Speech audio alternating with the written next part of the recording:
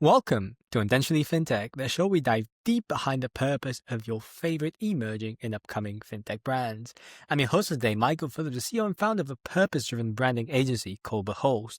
After 7 years in the creative industry and after an unfortunate wake-up call in late January, I've made it my mission to help founders like my guests here on the podcast do what inspires them most. On this show, we're going to dive deep behind the purpose of your favorite emerging or even incumbent FinTech brands, the values that drive their day-to-day growth, and just how exactly clarity of purpose helps them navigate this otherwise cluttered environment. So let's dive in today with Vasilis, the CEO and founder of Copay. How are you today, Vasilis? Hi, Michael. Thank you for inviting me to the podcast. I'm doing great. Dialing in from very sunny London. Doing great. How are you? Pretty good myself. Well, I think you're very lucky if it's sunny today in London. We're very lucky after a big storm and very windy weather yesterday. Today it's very sunny. It's beautiful. Wonderful. Well, I'm happy that I caught you on such a lucky day because normally that's not the case with my guests from London. Why don't you tell us a little bit about what you do at Copay? Because I don't think I'd be doing you enough justice if I were to tell the audience something myself. Yeah, sure. I'm the co-founder and CEO of Copay. Copay is a fintech company that operates in the construction industry. Our mission is to make construction SMEs successful and help accelerate cash in the construction industry by creating a win-win situation for both general contractors and subcontractors. That's what we do at Copay. Wonderful. I've never had a construction niched fintech on Intentionally FinTech before, so you're my first one up until the time of recording. So it's very interesting. And that begs the question. Let me shift the spotlight onto you. What made you build Copay? What was the moment where everything clicked? Yeah, that's a very good question. So everything, you know what they say, that life only makes sense when you look backwards. And there are a lot of those moments that have happened over the past few years, and I can share a bit more about those in a second. That made me go into construction.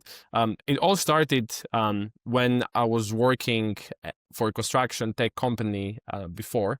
So I was country lead for this construction tech company in the UK, and speaking with construction companies every day. I saw how problematic slow payments are in the construction industry. And then on the other side, I was already really bullish that B2B payments are going online. So the same experience that people, you and I, have when it comes to sending and receiving money between ourselves with the likes of like Monzo's and Revolut, that same experience is going to businesses.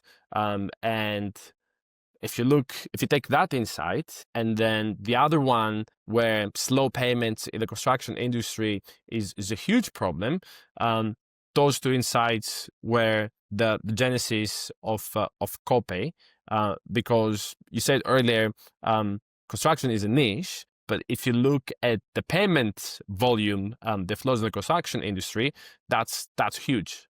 In any market, more or less, it makes up 10% of its GDP. So the payment volumes are really big. And the problem of slow payments is a massive problem for both the subcontractors, so the companies that actually build everything we see around us, but also it creates problems upstream the construction value chain as well, because when a subcontractor goes bust because they don't have access to cash flow, then the project gets delayed, and that's a bad thing for the general contractor. And then if that happens, then that's a bad thing for the customer upstream as well, and everyone. So Copay really believe that fast cash flow in the construction industry, it's a win for everyone in the construction value chain, but also for the economy, because the subcontractors have access vital cash flow to invest and grow their businesses. Wonderful. From what it seems, it all started from a problem that you couldn't really ignore, the one in the construction industry. But that begs the question, and I'm sure my audience is also interested in that. Was there also a personal level to building Copay? That's a very good question. I would say the personal element was that I always wanted to build a company and make a big impact in an industry. And construction ticked all those boxes. It's a big industry with a lot of inefficiency, a lot of problems. And to me, it sounded like the perfect industry where I wanted to apply like my energy to build a company that will make an impact in the construction industry. I understand. And when building Copay, because we talked also about the personal component, but also about the gap in the market. If we were to imagine we had a scale in front of us, like one of those old-fashioned ones with two plates, and we put the personal element on the right side, and the gap in the market on the left side. In which side do you reckon that the scale will tip? That's a very good question. I would say 50-50, but if it had to tip towards one side, it probably go towards the market opportunity. I understand. Okay, well, that is interesting because a lot of people say that they put it at 50-50, but then when they actually go into it, a lot of my guests up about said that they were a lot about that personal ambition and that personal spark to the startup. But you're unique in that sense. Like you again, my first on this podcast that says that they're very focused on the gap in the market, and that goes in line, I think, with traditional entrepreneurship, right? And I'm super happy that we have also old school entrepreneurs here on the show. All right, let me ask you this. Right now, you're building Copay, and let's fast forward 10 years from now, 15, 20 maybe, however much you want. This is a democracy. Where would you see Copay? And imagine people are talking about you, Vasilis, in the industry. What do you hope they say? That's a very good question. I would like Copay to be the biggest fintech company in the construction industry. So that's my mission with Copay. I want to build the biggest fintech company in the construction industry. Now, in terms of me, how I would like people to think about me, I would say as someone who like worked really hard and tried really hard to make an impact and change the industry. Wonderful. That is a nice legacy to live, right? But when you say big, do you mean market cap or do you mean influence? That's a very good question. And sometimes I think those two elements connect. I think if you touch a lot of people or a lot of companies, then as a result of that, then the company will have like a high valuation. But I would like to be both, touching a lot of construction companies, and as a result of that, being very, very valuable as a company. That is actually a very bold answer, and I honestly wish you best of luck to be both.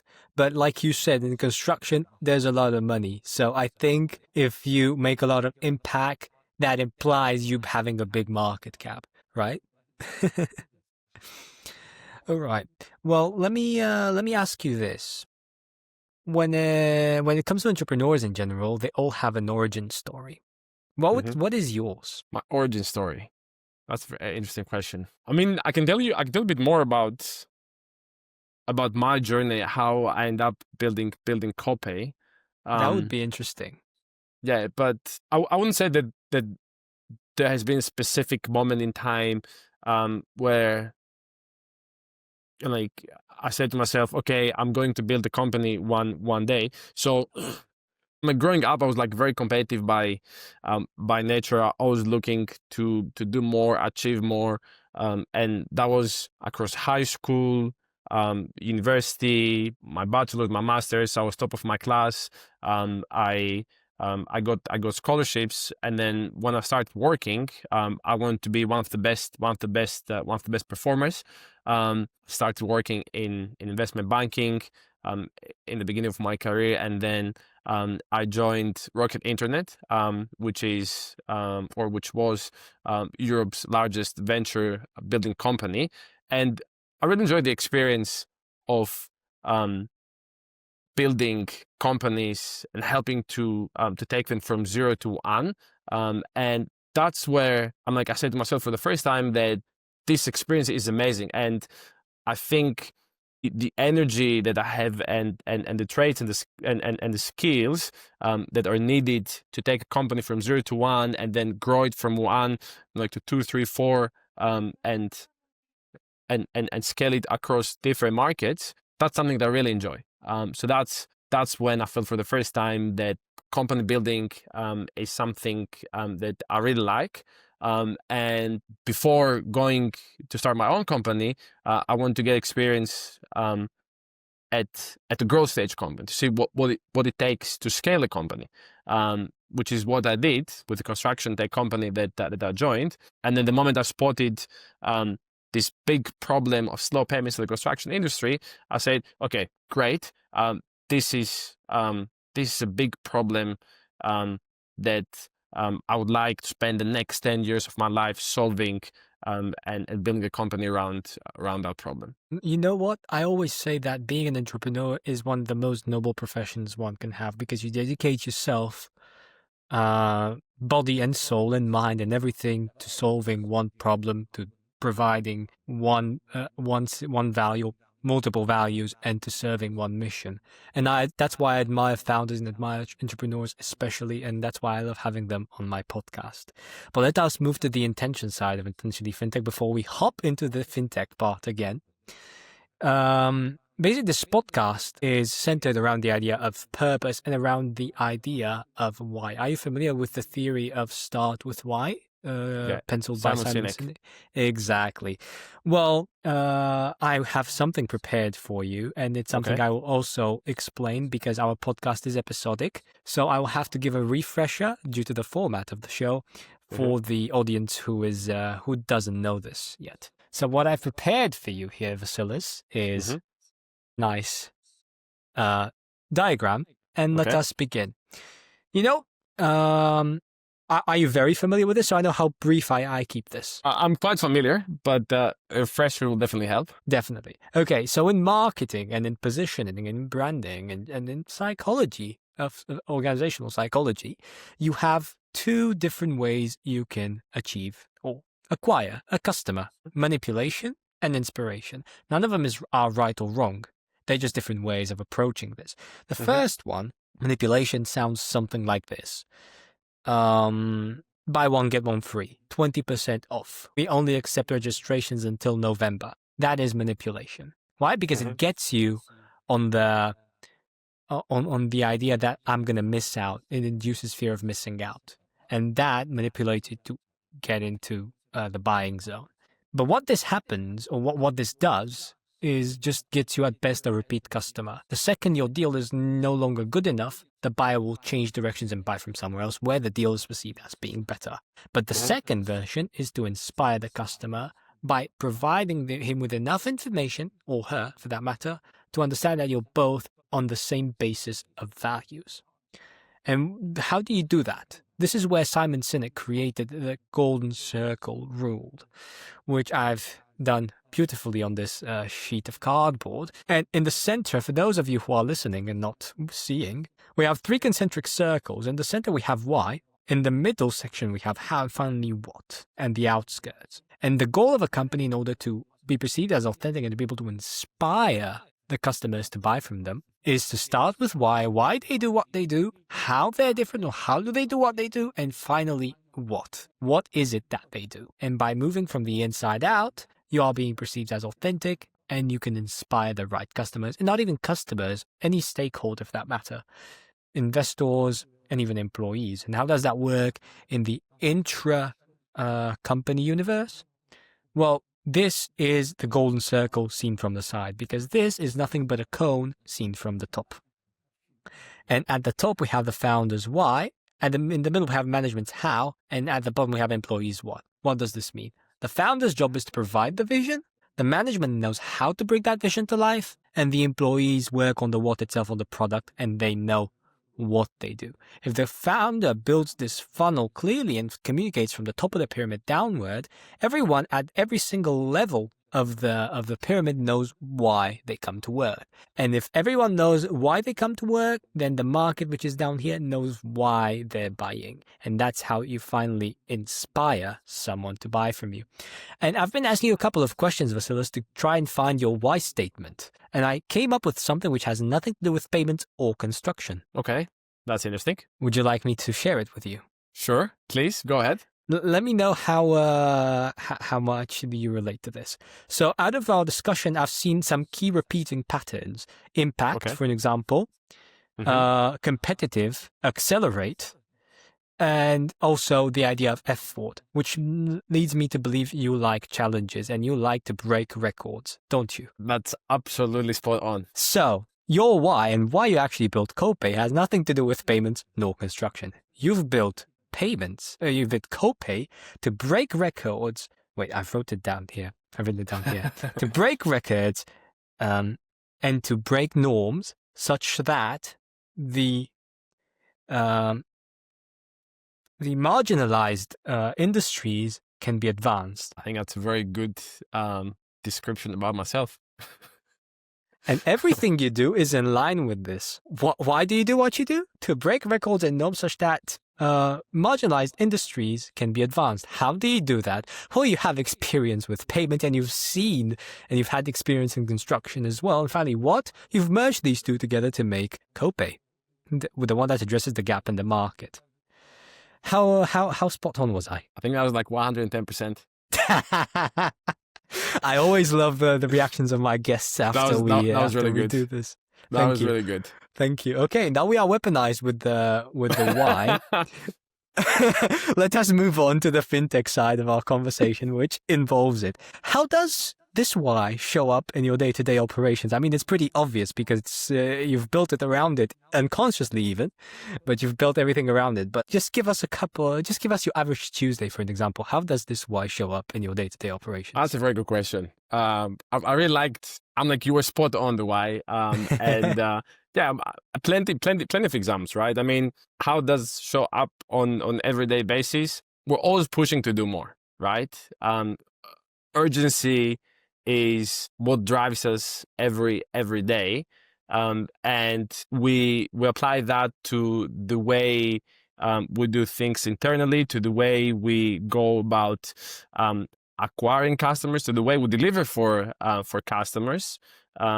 And I'll give you a specific example, right? Yeah, please.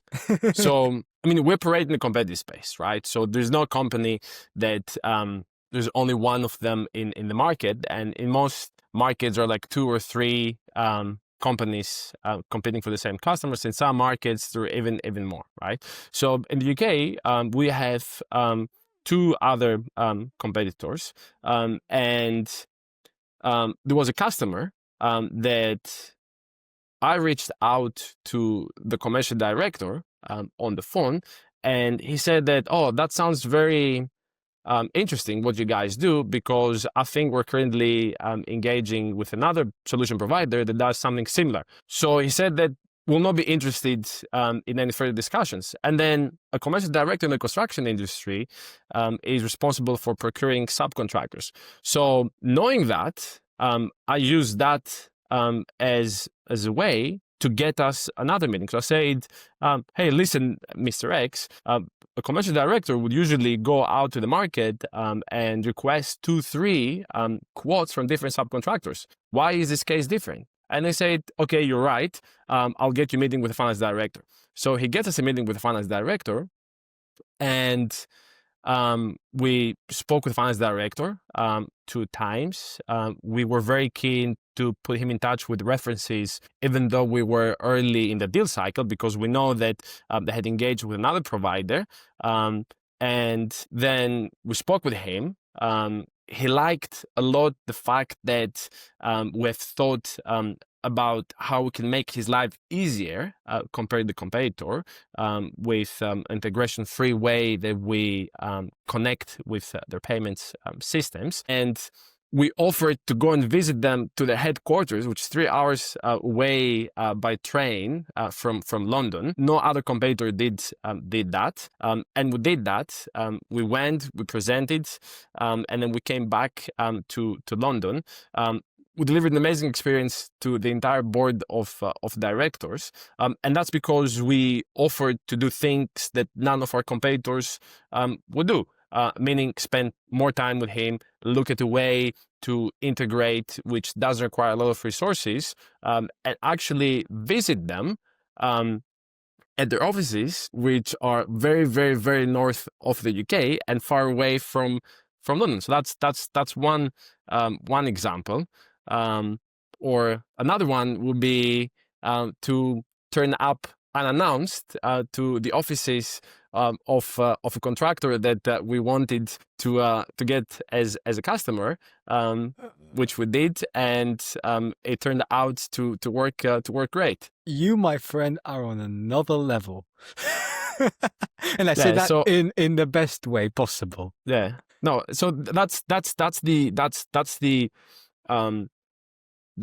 behaviors that that drive us to do more and achieve more, and help deliver an impact. But it's very important that we always push for more and do things that our competitors don't do to help us deliver the best experience to our customers, but also help us grow. Do you know why that worked, though? Which one? The whole story. Do you know why that worked? Why that had an impact? Yeah, because we put more effort than our competitors, which to me, effort equates to care, caring about your customers, and that's how we approach every interaction with customers at Copay. We reply very fast. We solve problems very fast. We put effort in building relationships, sustaining them, because that shows that we care about them. Allow me to shift your perspective a bit. So that worked not because you put more effort in, because effort doesn't always guarantee with achievement and success. Some people just take it for granted, not in every perspective. Why that worked is because you were true to your why, you came out as authentic, and in true organizational behavior psychological fashion, you touched their emotional side of the brain, and they felt a connection with you, and that's why they bought. Because don't buy what you do, they buy emotion, the emotion you give them. And that's what you do by being authentic, by starting with why. So literally they bought because you started with why, and everything you do conveys this why. So that is the reason they were engaging with you, because you were authentic and you were true to your why. And you could see that I was enjoying every single second of what you said by my face, because I was smiling all throughout, and you gave me emotion because you were authentic. So as long as you do that, trust me, you're going to be also big on numbers and also big on scale. But let us move our discussion to an unfortunate side, but highly mandatory, which is regulation.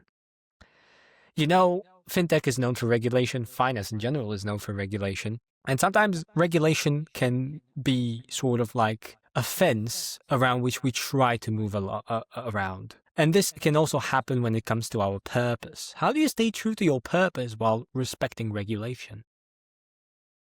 Yeah, I think that's a very interesting question, and I guess probably something that actually it doesn't affect us a lot, because we don't need to be regulated in the way that a lot of fintech providers need to be regulated. We don't touch the money. Copay is a software platform which helps accelerate mining construction industry without touching the money. So we didn't have to navigate regulation in that sense. I understand.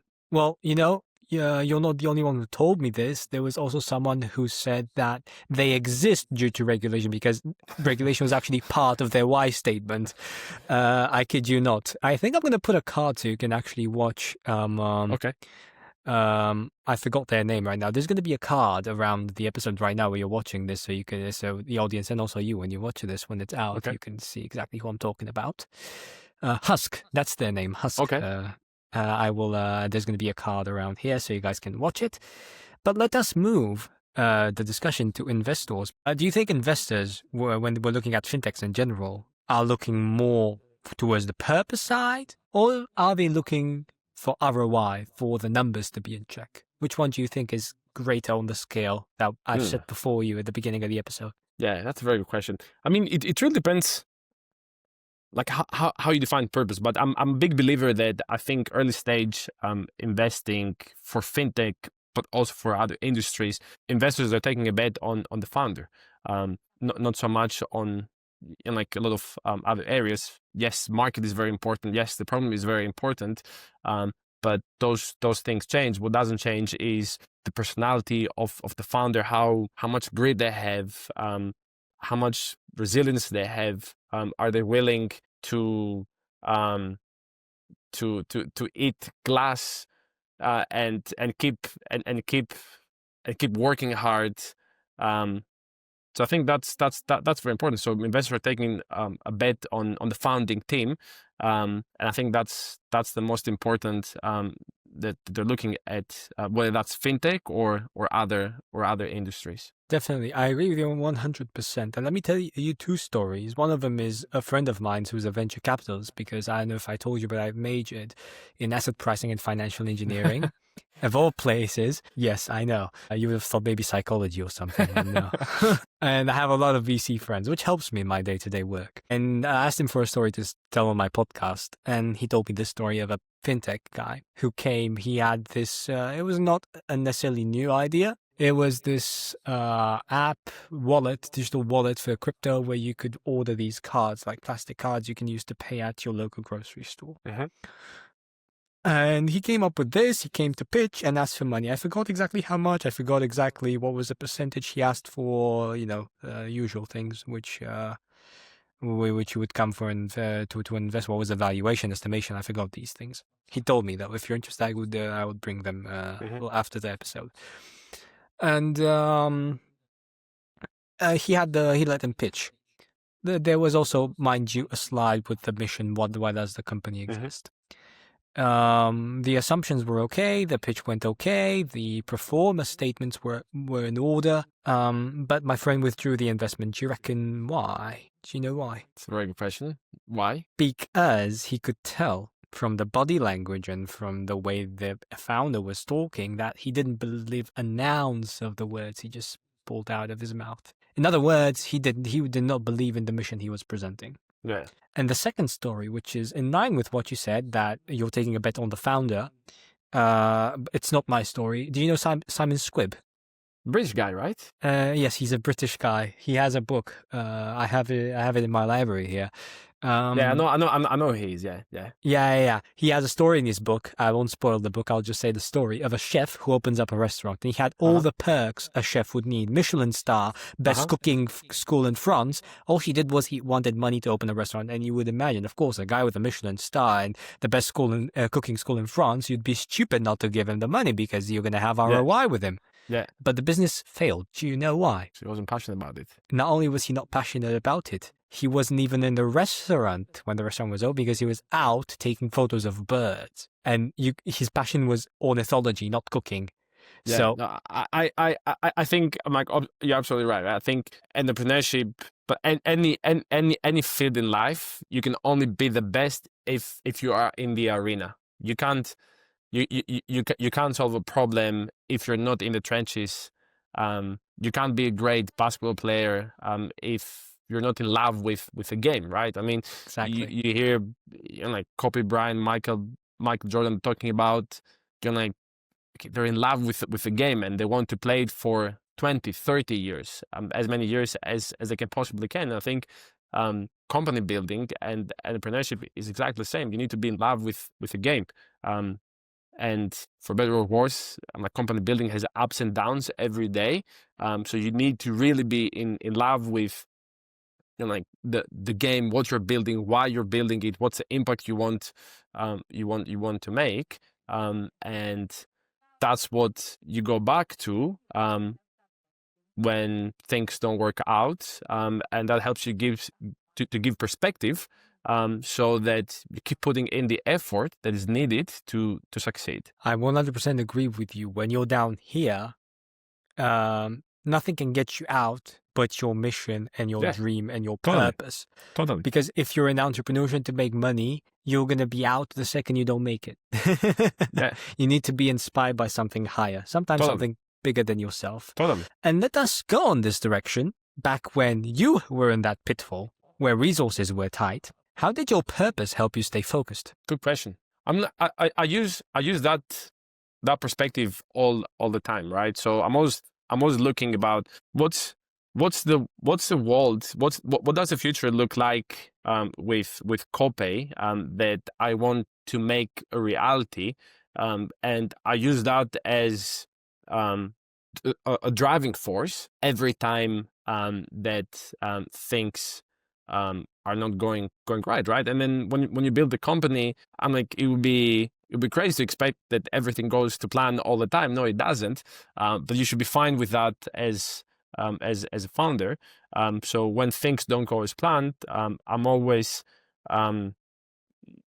using like purpose, like why I'm doing it, and what's the impact that I want to have in the industry, to create perspective, and keep building, and keep being disciplined, to do the right things.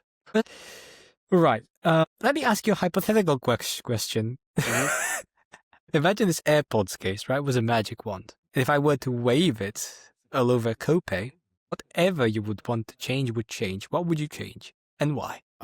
That's a very good question. I like your questions a lot, Michael. Thank you. You know what they say? I mean, it's better asking good questions, because if you know how to answer good questions, then you'll find good answers. My mentor told me something very wise, is that if you don't ask the right questions, you're being selfish, because the other person may learn something from your question. Yeah. What would that change? And that's, it could be anything, or we're looking anything. at specific... This is a magic wand, Vasilis. Whatever you want, it will be changed not tomorrow, in an instant. I would like to operate it and run it more like a basketball team, like a sports team. Can you elaborate on that? Yeah, sure. I like to think about businesses and sports that they have a lot of similarities. Very competitive, both of them, and you're going after a prize, and that's the reason why I think a lot of athletes, they make great entrepreneurs, because they know the importance of discipline and hard work, and playing in having like a team spirit. So I would like to use more of the sports of how like a coach like runs a basketball team into the way that we run Copay. What would be the first game rule that you'd publish or that you'd share with the team? Say it again? What would be the first game rule that you would share with your basketball team in that case? The first what? Game rule. Game rule. I like your questions.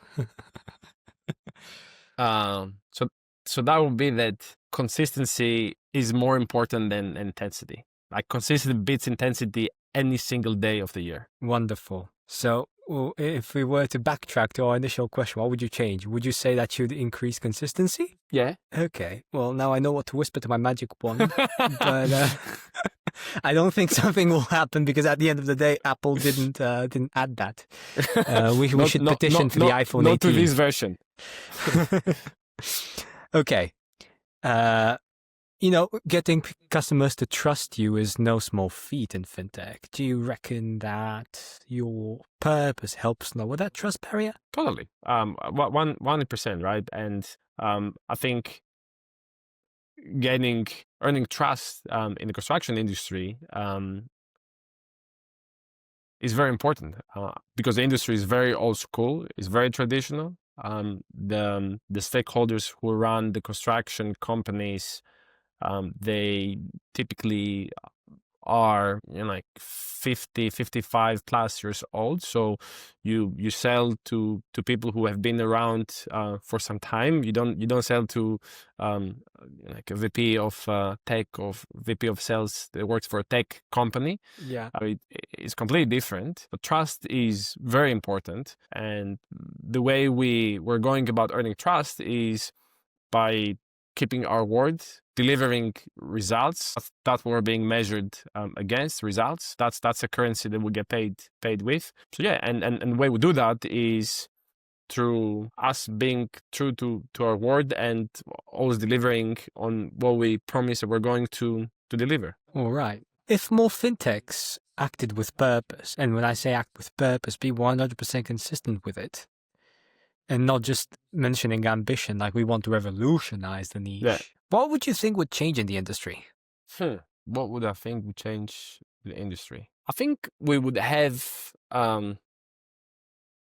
more fintech products and solutions that were solving very specific needs around certain communities, because they're coming from people who want to build something for those communities. So rather than thinking about how do we go about changing everything across any industry, I think we have products that are coming from the needs of like people that have specific needs